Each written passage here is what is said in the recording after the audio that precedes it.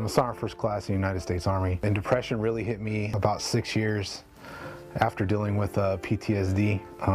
When I got back from Afghanistan, I had a lot of memories of, guys that we lost throughout the years, and my depression really kicked in. I told my wife, take me to the ER or I'm going to blow my head off. So depression is one of the most common mental health conditions in the United States, and service members often experience depression when they're returning from deployment especially. So we want to make sure that people have access to care. You can't be effective if you're breaking down. You can't be effective if you can't pull yourself out of bed. You can't be effective if you're having all these negative thoughts. We got to change our mentality of the way we think about behavioral health in the Army.